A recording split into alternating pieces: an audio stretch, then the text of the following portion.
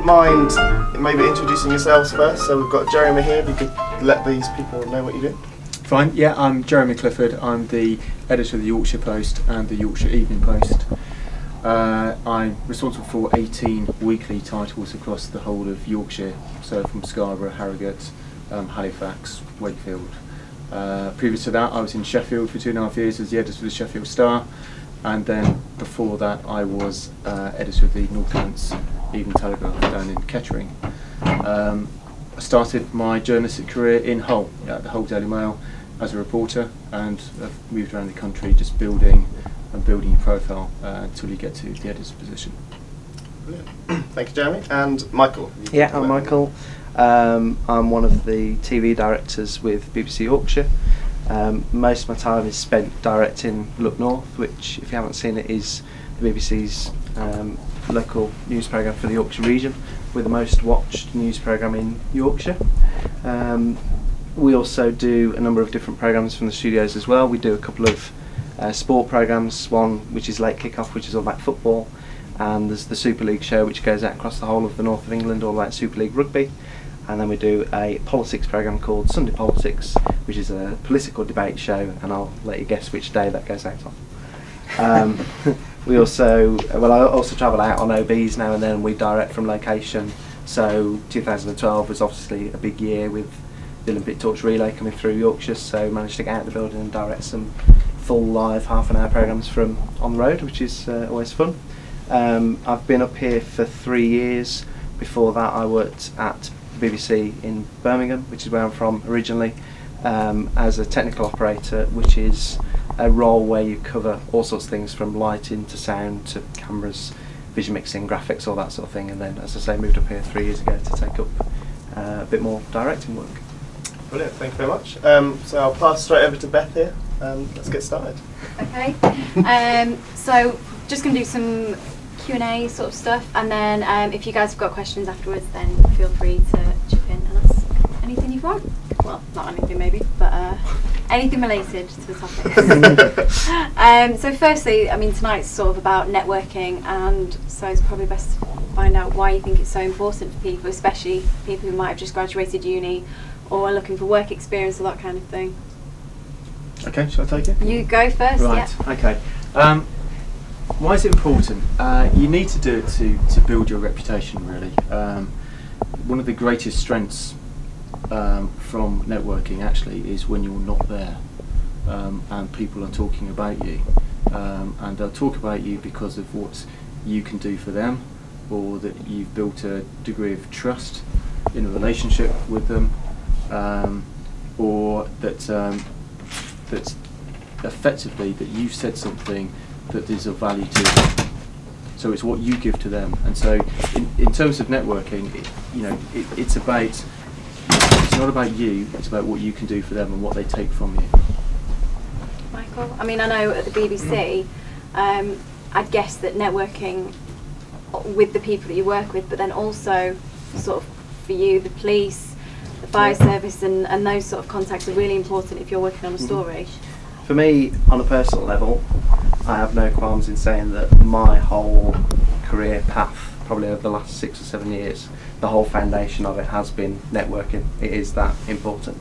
That's why when Tim contacted me, that's why I was so interested in taking part in this, because I do feel passionately about it, and there are lots of people that don't realise how important it is. The media industry especially is one of the most competitive, to the extent of sometimes being ruthlessly competitive industry that you'll have the misfortune to associate yourselves with. But on the other hand, it is a fantastic industry to work in. I love my job. I can't believe I get paid to do my job. I feel like I've worked very hard to get my job, and it has all been the result of networking, really. And there's this saying about it's not what you know, it's who you know. I don't agree with that fully. It is about who you know, but it's also what you know as well. It's about doing your research, it's about being passionate about an area that you want to work in, and then it's about getting to know the people in that area. And yes, those contacts may ultimately help you career-wise down the line. The other thing about networking is people always associate it with finding jobs. It's not always about that. I'm still networking now, even though I'm completely happy with my job, because it keeps you abreast of developments in the industry. It helps you, from my point of view, talk about the technical side of things. The technical side of things in media is changing so much. It helps you keep across the latest camera technologies, the way that programs are being filmed and edited, and it means that if you can go and experience a bit of that and bring it back to where you work, you can then further the work of your employer or your organisation. The media industry is changing so much that it is now about ideas, and what ideas can you bring, and if you can pinch ideas from other people or different programs and employ those on your programs, you can build the reputation of where you work then. So it's not just about jobs. Networking is about people in the industry and the programs that you work on as well. That's it. It's also quite an incestuous industry as well, isn't it? Yeah. So as you move around the country, people in the industry tend to stay in the industry, and so they know other people who know you, and that works in two ways really.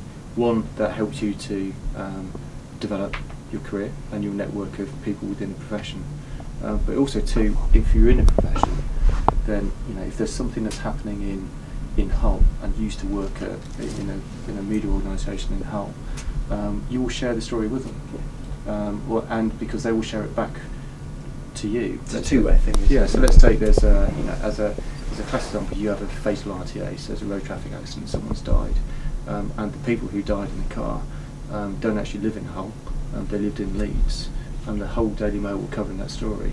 Well, if they know someone at the Leeds paper, they'll give them a ring and say, look, you might be interested in this. So it actually works in helping you to gather stories as well. Have you had any bad experiences with networking, any embarrassing stories or things that have come back to haunt you?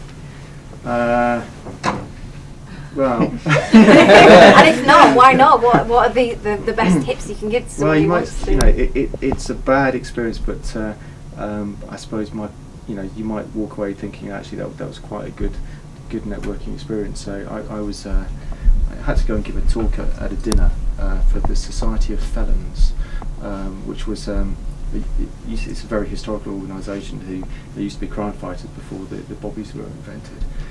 And it was in the Masonic Hall, and you can imagine what it's all like, etc. So I gave the talk after dinner, and then we met at the bar. We just chatted at the bar, so I was networking, I was talking to people, and this guy said to me, he said, your paper is just rubbish. He said, you just put up the cover price to buy another 5p, it's not worth it. And I said, oh right, what? Bear in mind I was the guest of honour at this dinner, and so he started really having a go, and I said, so what do you like about it? It's just full of mistakes. I said, right, okay. He said, my wife likes it. I said, right, well you're banned from reading the paper. They said, what do you mean I'm banned? I said, well look, I don't want you reading my newspaper, I don't force you to do it, so you're banned. But my wife gets it. I said, well she can read it. She's, I'm happy for her to have it, you're not. And actually it turned out that there's 5 or 6 people in this group who turned on it, and you turned it around by just a little bit of humour with it, and but it started off as quite a nasty piece of networking. But people said, you can't ban it from reading the paper. I said, I can. And so it's about that was quite a negative experience, but you just try to turn it around. Yeah. Michael, have they all been fantastic for you? I think there are good and bad ways of networking. In a way, I suppose an analogy to think about is that you're like an air traffic controller, and if you imagine the exec producer of some big Saturday night TV show is the air traffic controller, and you're a little plane that's just blipping away. The best way to network I've found is if you're just blipping away now and then, you're on their radar, they know that you're there, you keep asking them about opportunities, can I come and work on your show, whatever, and there'll be one day when something happens and they need someone, and because you've been blipping away, you might get a phone call. If you don't blip away enough, you kind of get forgotten about, and so 6 months later you'll send an email again, and you find that you're having to reintroduce yourself all over again because they've seen so many people since they've forgotten about you. And if you blip away too much, you just get on the nerves. So it's about persistence.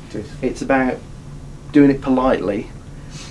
Sometimes you have to accept no for an answer, other times you don't, and you kind of just learn how to gauge that.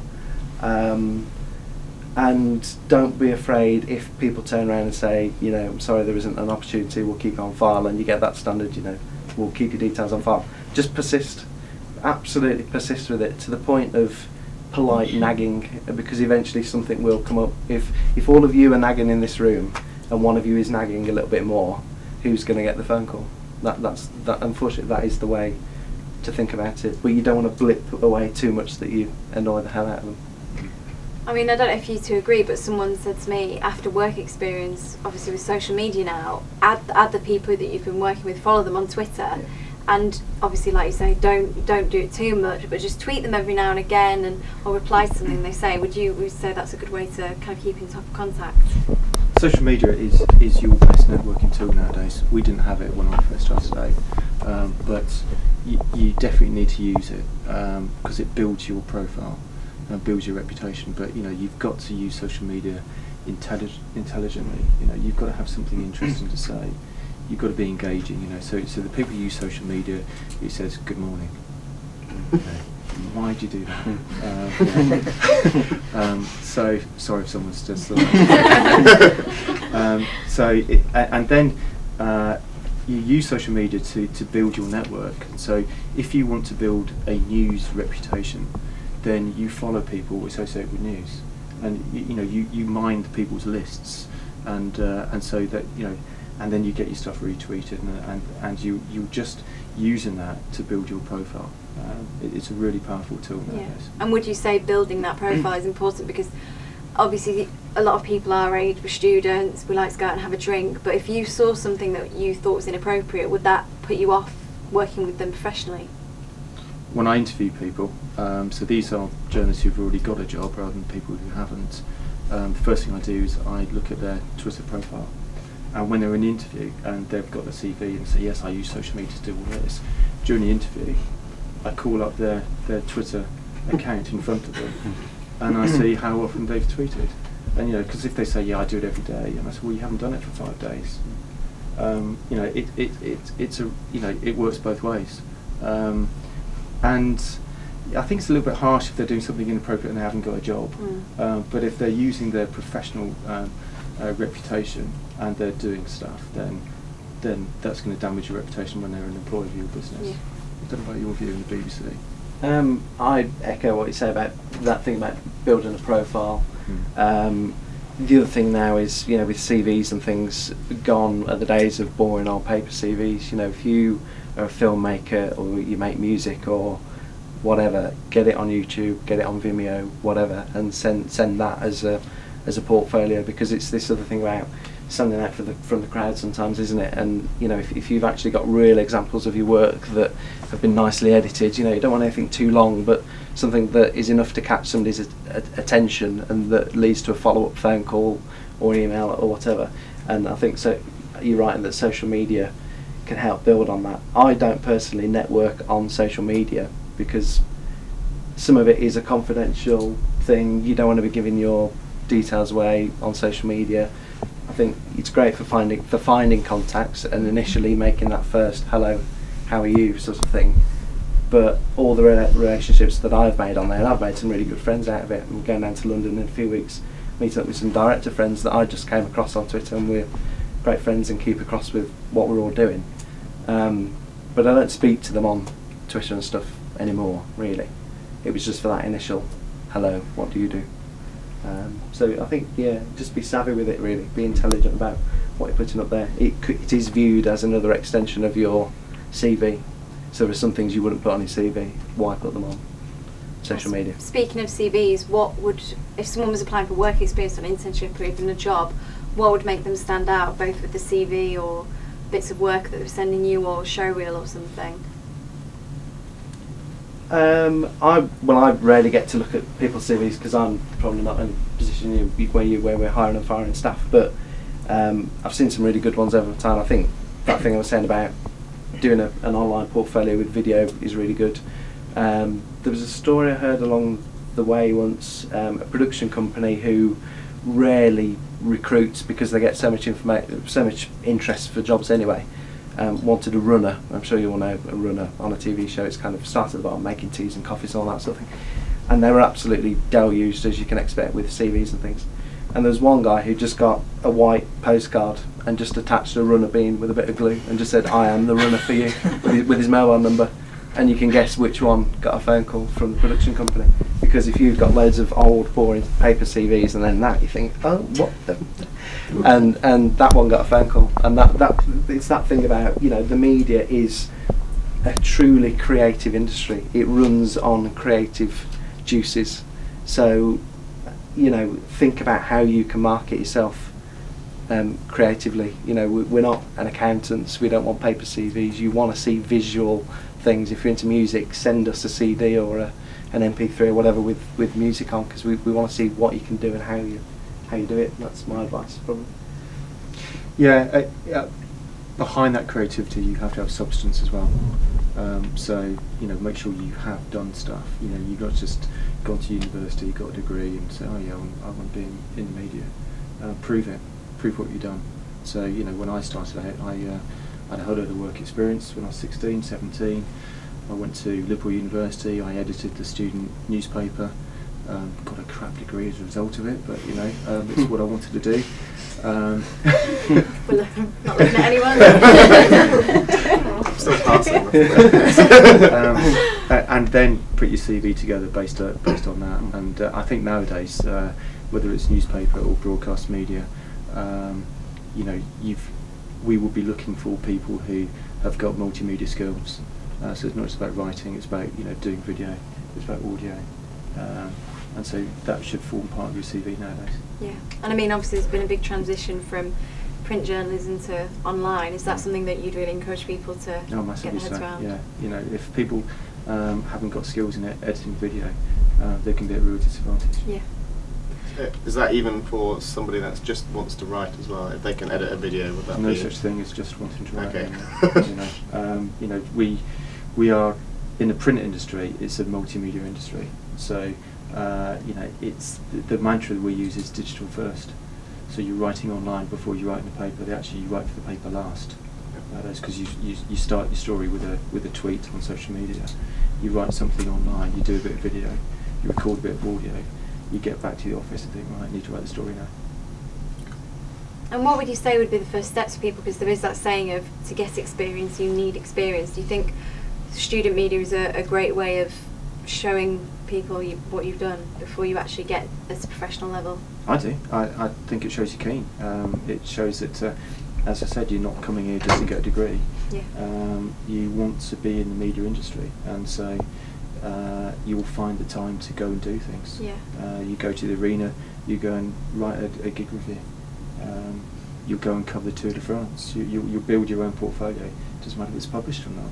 You know, you can self-publish nowadays on blogs. So it's about putting, as you were saying, Mike, it's about standing out from the crowd and doing something different.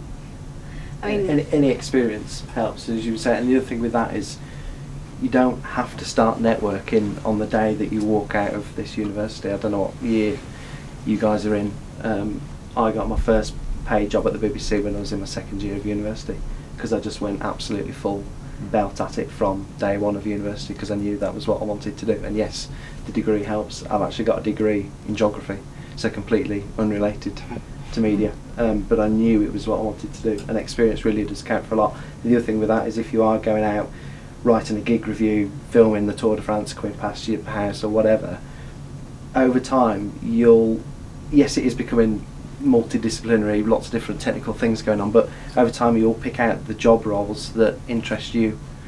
So over time you might think, oh, cameras and lighting, I'm really interested in that, or writing and journalism, I'm interested in that. We get so many people on work experience who come through the door into the BBC, and I'll chat with them and say, so what do you want to do?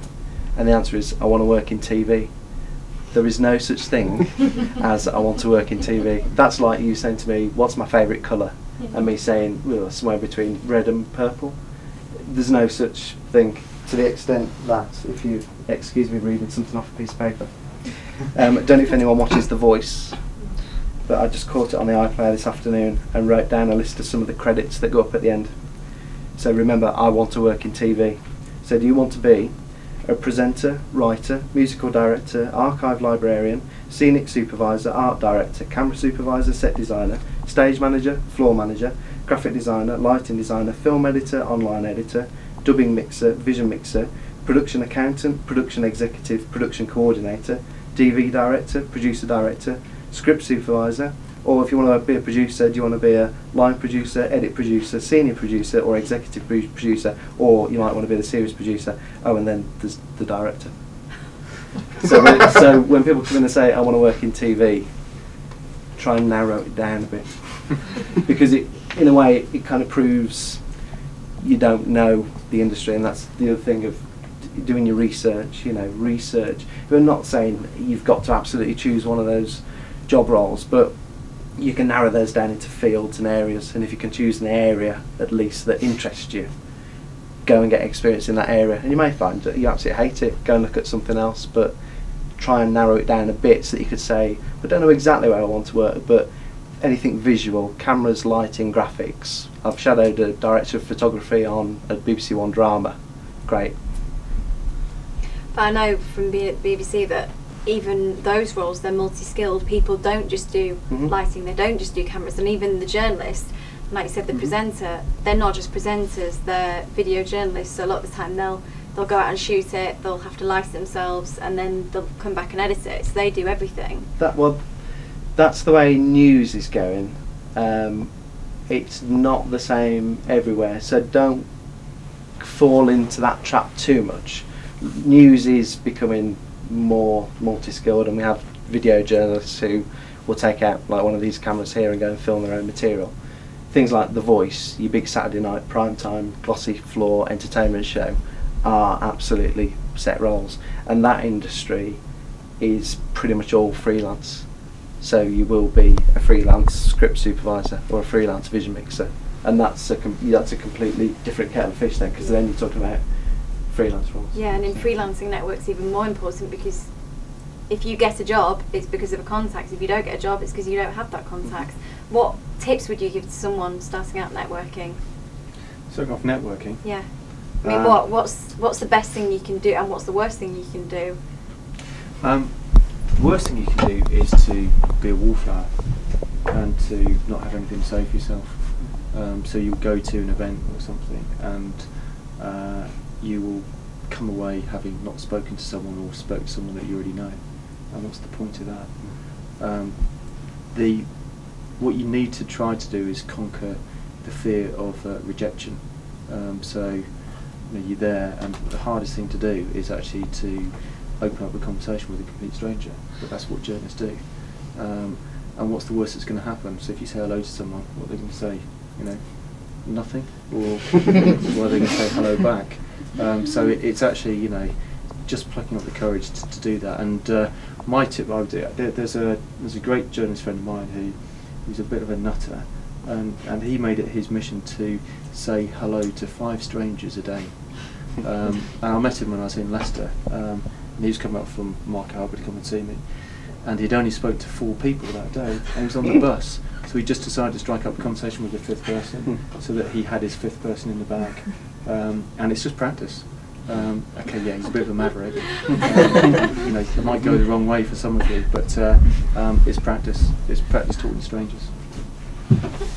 I say the same really, it's all about communication, and now there are so many different forms of communication, but in effect it boils down to find somebody to talk to and talk to them. That is networking. But again, networking, remember, is a two-way thing, and it may be that yes, they're helping you out with what you want to do, but ultimately you need to try and sell it to them as, what can I do for you? It's what you started off by saying, wasn't it? What can I do for you? So if you want to go and shadow, I don't know, a floor manager on a TV programme, go, and what can I do for you? Can I get you a cup of tea? Can I help you photocopy those scripts? Does that guest need picking up from reception?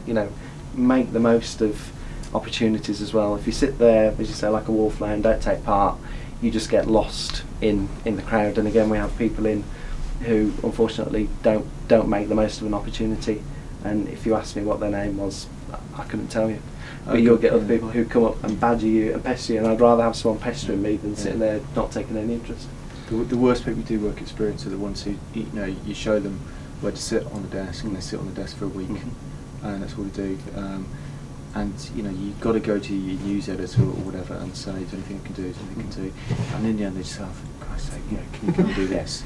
And then you'll get lucky, or you pick up the phone. If the phone's ringing, that's how I did it. The phone's ringing, no one was there, so I decided to pick it up, and got a great story. Yeah. It was covering Prince Edward down in the Marines, down in Plymouth, and we got invited down there. Just so you just get lucky, but you make your own luck as well. Yeah. And then it's a snowball effect, don't you think? You pick up the phone call, you write a couple of notes, you give it to a journalist. The next day, something bigger happens. By the end of the week, you might be sent out with a cameraman to go and shoot some vox pops on the street.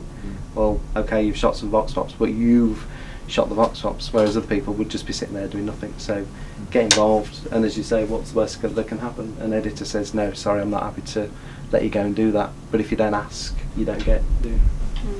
It's just taking initiative, really, isn't it? I mean, Yeah, like you please. say, don't sit there for a week and not do anything. Well, because you're taking someone else's place. Yeah. Would you say so?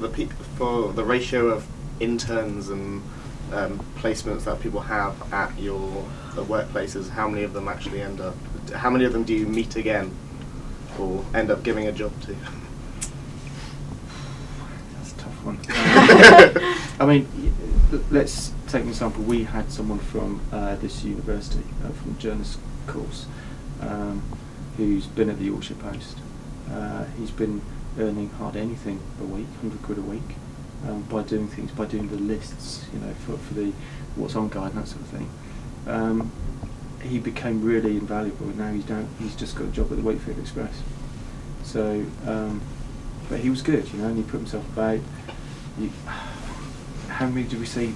No idea, to be honest. There are certain people we have in the newsroom. The news editors say they're really good. They've done a great job. And then if they apply for a vacancy, it's difficult for us on a daily paper because you don't get many people from scratch to daily paper getting a job. But they do get remembered. Yeah.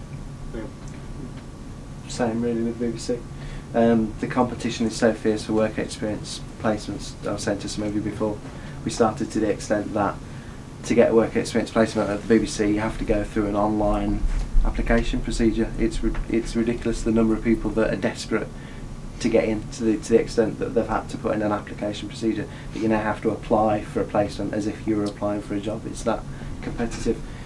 But if you get that far and then we advertise a job, and it might even just be a 3 or 6 month contract just coming to work in the newsroom with us, if we remember your face, remember your name, remember that you went out and got those vox pops, you've really set yourself ahead of everyone else, and you're more likely to get that job. And it is trial and error, and it is being in the right place at the right time. All of my stuff was all being in the right place at the right time. If I give you a little potted history, if I may, just how I got into it. Started off with local radio, photocopying scripts, making the tea.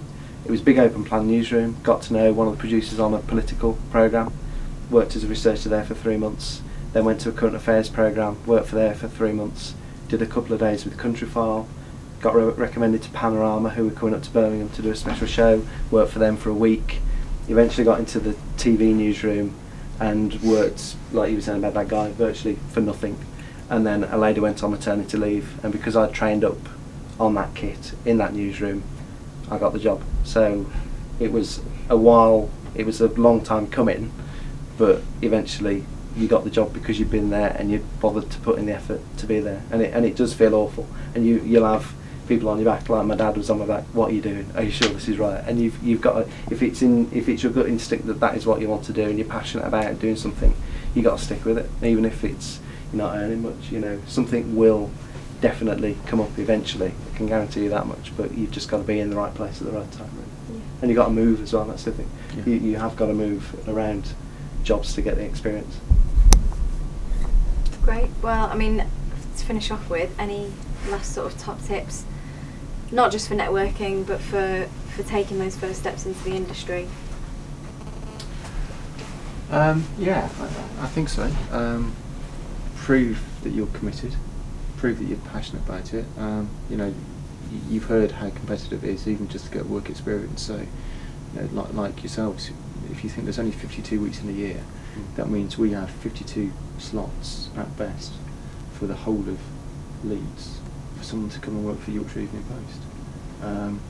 So that's what you're up against. So you do need to offer something different. Have a portfolio. be presentable, be engaging. I've interviewed people who want to be journalists. They don't make eye contact with you when they're talking to you. Well, how on earth are you going to be a journalist if you're not going to even do that much? So just look at human behaviour, be interested in human behaviour, and then prove to the person that you want to give you a job that it's not just something you thought about and woken up in the morning, that you've got a portfolio of stuff to prove that you're different and you can do a job. I agree with all of that. Very agreeable, And, Mark. Is that another tip you'd give? Just personal qualities, attitude. I think we covered it, didn't we? Attitude. You've got to have the right attitude. If you don't want to be there, get out. Because as you say, you're taking someone else's place. You've got to really want to be there. Be passionate about stuff. And the big thing in TV at the moment, like I was saying, a lot of where the money goes in TV at the moment is development of new ideas. You know, we don't want another EastEnders. We've got an EastEnders. We don't want another cookery show unless it's different. So what can you bring as a new idea to make that different?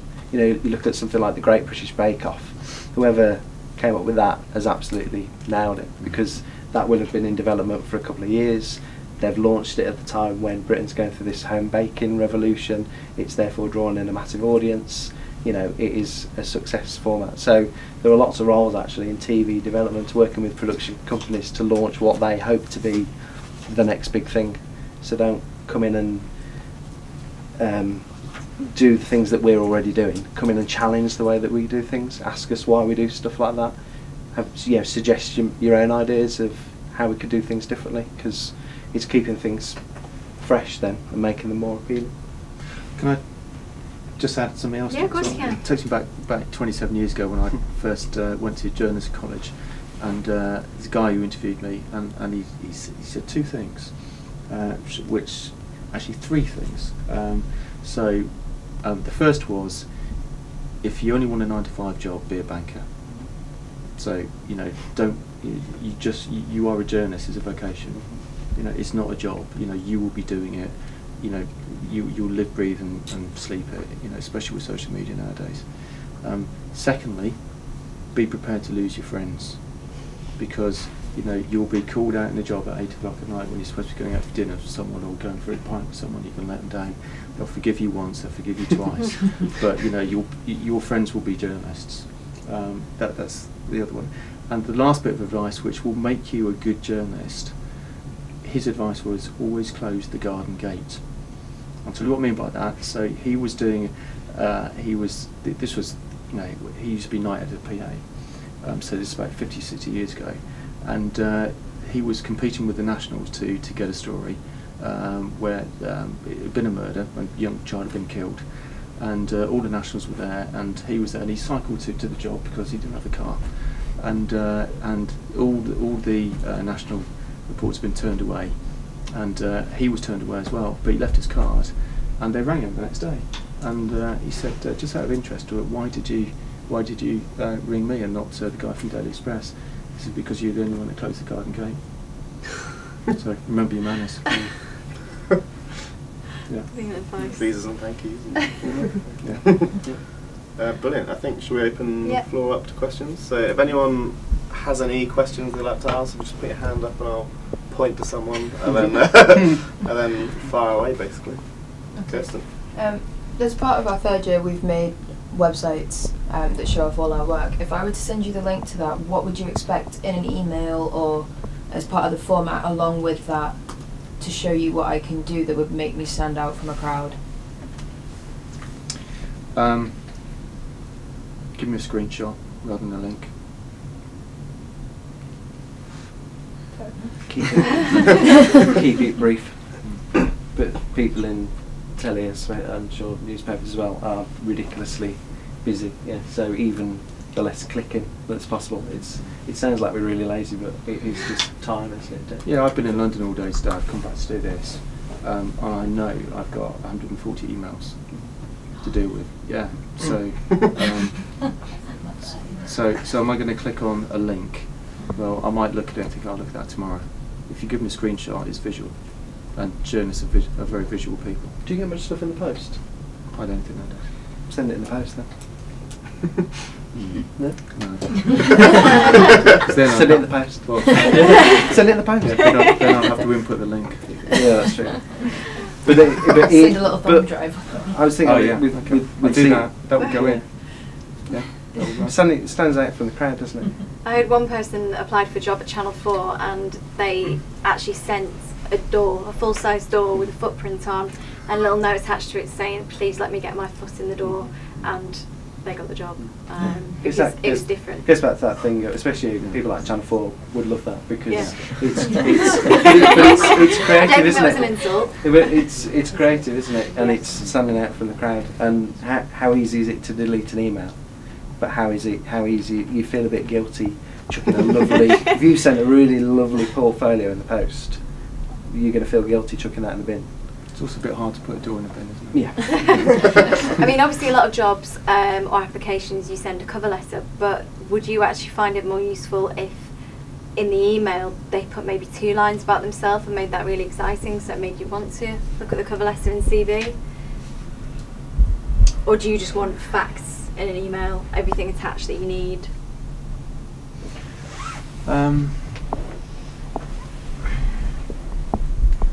Yeah, you've got to make your email short, and it's got to be different.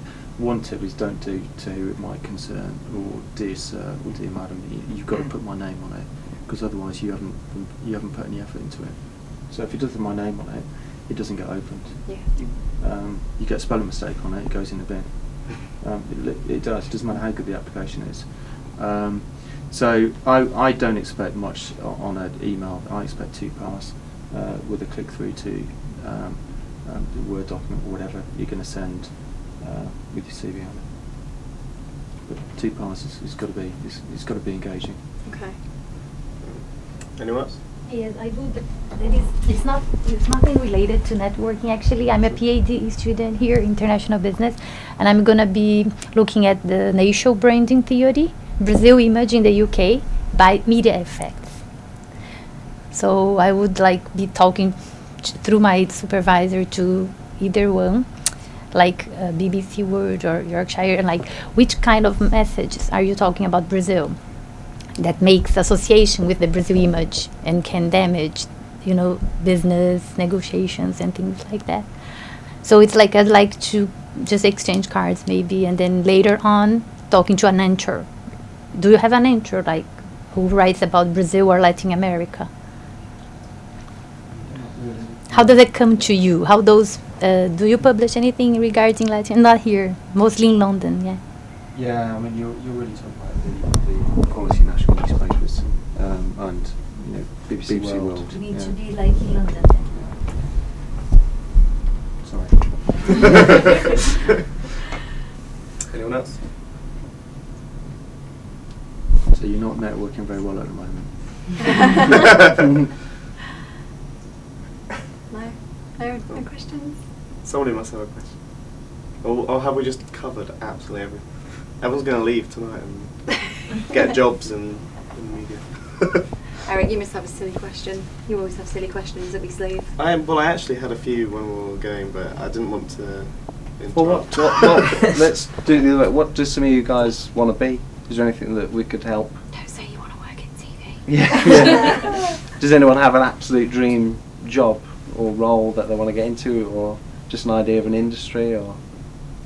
Personally, music journalism, so writing about different albums and going to gigs. I do photos at them, and then anything like even going back to Top of the Pops, if it was just covering a show like that, I'd love to do something like that. Just trying to think. Well, TV has lost that sort of Top of the Pops thing. Top of the Pops doesn't exist anymore. So where do you go for new music? Where do you listen to unsigned bands? There's no TV show that shows you that. It's like online radios. But wouldn't you want to see those bands perform as well? So maybe it's putting together some sort of web series where you cover, Yorkshire's unsigned bands or something. Yeah. It's a monthly series or something. It's that thing about doing something, get it online. As one of my projects, I did do. Some of my friends have their band, and I covered what they were going through at the time. Yeah. made a video out of it, and then obviously Perfect, yeah. all my other friends are in all their different bands, so Yeah. even if That's it's it. just Turn it into a series, make it a regular. You know, it's that evidence of doing something, but also that people have seen it. So if you turn it into a series and people are expecting that there's going to be a new one every week or every month or whenever you can manage, eventually you'll build up an online fan base for it, won't you, and an audience. Yeah. And eventually you can start directing people in, and on the first of every month people are going to expect that new episode to be there. Yeah. Then if you can go to an employer and say, on the first of every month I get X many hits to my website because they want to see the next in my web series, that's proof to an employer that yeah. you've actually done something that people are interested in. It's not just a little project that you enjoy doing, actually Yeah. people enjoy it, an audience, there's an audience for it. I mean, done interviews and things like that with bands, and they do get good hits when I do them, Yeah. but they're so infrequent, I can't Yeah. say that they're going to be all the time and Yeah. things like that. But Maybe it's a blog sort of thing, you know, it might be an article one week and then the next one maybe has a bit of video content Yeah. attached, or maybe you do if you're into photography you do a gallery the next one, and then that goes back to that working with different medias, isn't it, you know, photography, video, editing, writing, just to show your different skills. You want a portfolio to show what you can do skills wise, but you need to prove that there's an audience there that is appreciating what you're doing as well. It's Any quite more narrow questions? as well. No, Trying to get into music journalism is that you know, I used to write the music column when I was a news reporter. You know, so you do that above that, and then you can find your way into features and that sort of thing. But trying to get into the likes of NME nowadays from scratch is, you know, you might get lucky. Well, you know, nothing's impossible. But yeah, so you might need to compromise on that to get where you want to go. But you're absolutely right. You know, we'd take a column. And that's networking as well, because if you're getting to know the bands and they're unsigned at this stage, Yeah. you never know that in a year's time they might be signed up to somebody who did their first gig review. That's networking, isn't it? Yeah. I mean, we do a lot. I've had a lot of mixed advice as to whether you should be looking for a certain niche or whether you should be broad. I mean, obviously, I can understand there are benefits if you want to be a crime correspondent and you know everything about that kind of stuff, or political correspondent, you know everything about. But I know at the BBC, a lot of the journalists there will be expected to go to do. One day they'll be doing crime, one day they'll be doing health. Would you say it's actually better to be broad and be able to do everything?